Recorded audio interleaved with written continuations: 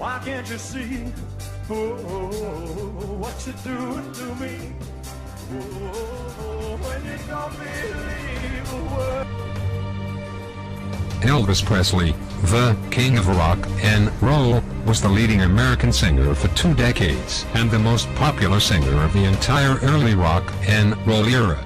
Elvis Aaron Presley was born in Tupelo, Mississippi, on January 8, 1935, to Gladys and Vernon Presley. His twin brother, Jesse Garon Presley, died shortly after birth. His father worked as a carpenter, farmer, and factory worker to support the family, but was not successful in any of his jobs. Raised in a poor and religious environment, Elvis grew especially close to his mother.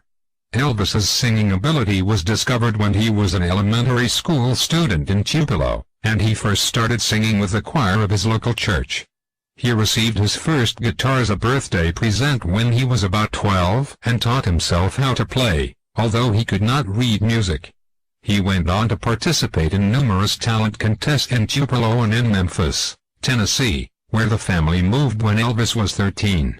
In 1953, after Elvis graduated from L.C. Humes High School in Memphis, he began working as a truck driver to pay his way into the Memphis Recording Services studio to cut his own records. Less than a year later he recorded "That's All Right Mama" for Sun Records. It became his first commercial release, selling 20,000 copies.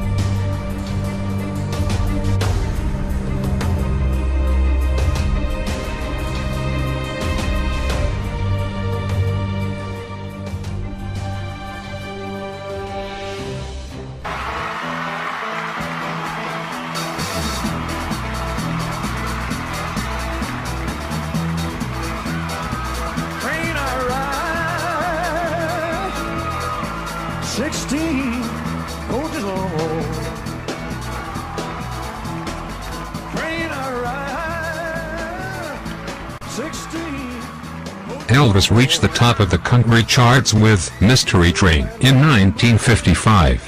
His first #1 song on the so-called Hot 100 was "Heartbreak Hotel", 1956, which held that position for 7 of the 27 weeks it was on the chart. This song also reached the top of the country charts, and it became a symbol of his ability to combine country singing with rhythm and blues, as well as with the new age that had grown out of rhythm and blues, rock and roll.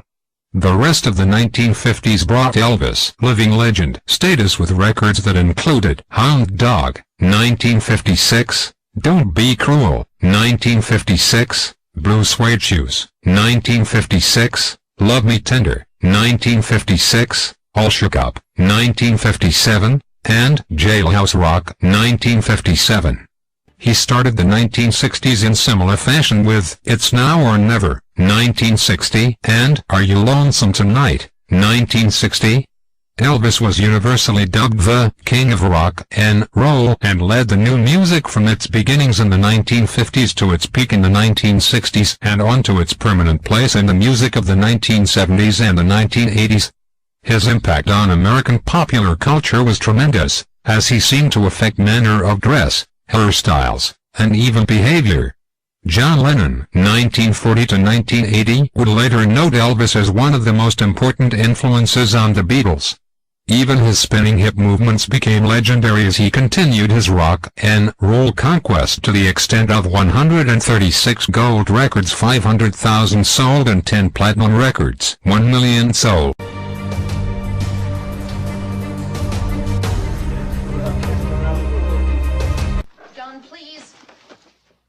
Elvis was an instant success in television and movies as well.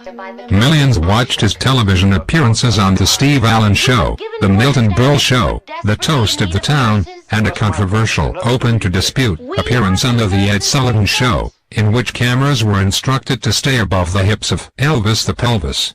He was an even bigger box office smash, beginning with "Love Me Tender" in 1956.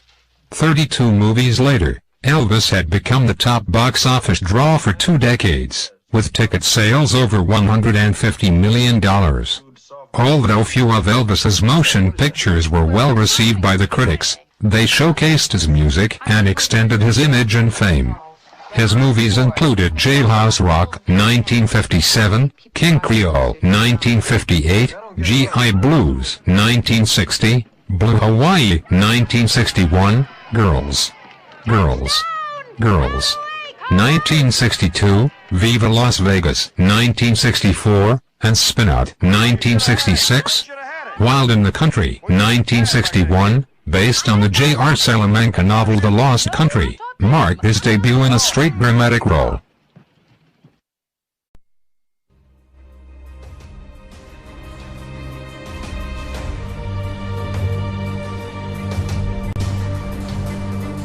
Elvis began a well-publicized stint in the Army in 1958. That year, while he was stationed in Fort Hood, Texas, his mother died.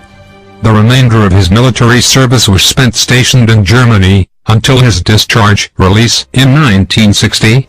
It was in Germany that he met Priscilla Bialu, 1945-, his future wife. Elvis's success in the entertainment industry was accompanied by numerous failures in his personal life. He arranged to have Priscilla, still a teenager, live at his new Memphis home, Graceland Mansion, while she finished high school there. He married her in 1967, and she bore him his only child, Lisa Marie Presley, in 1968. In 1973 he and Priscilla were divorced. During this time, and for his entire career, his personal manager, Tom Parker, controlled his finances. As Elvis's millions grew, so too did the mismanagement of Parker, a known gambler. Parker was later prosecuted for his financial dealings, but he was acquitted, proven innocent. Elvis made an estimated $4.3 billion in earnings during his lifetime, but he never acquired a concept of financial responsibility. This caused frequent legal battles during and after his lifetime among his management people and several record companies. Elvis had similar luck with his friendships, and frequently surrounded himself with a gang of thugs to shield him from an adoring public.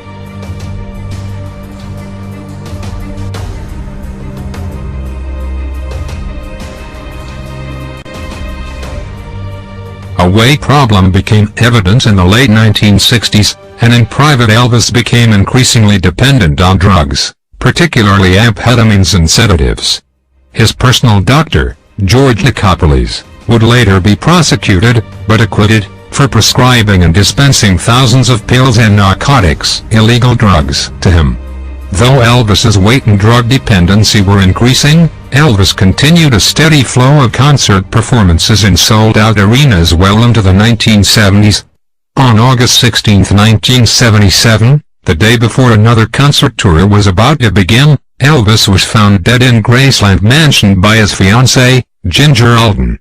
The official cause of death was heart disease, although information revealed after his death about his drug dependency created a media event. His death caused worldwide scenes of mourning. Elvis continues to be celebrated as superstar and legend as much in death as he was in life.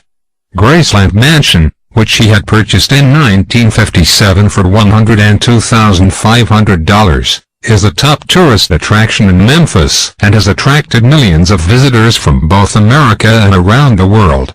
Presley became the first ever inductee into 3 Music Halls of Fame when it was announced that he would be inducted into the Gospel Music Hall of Fame on November 27, 2001, in Nashville, Tennessee. He was already a member of the Rock and Roll Hall of Fame and Country Hall of Fame.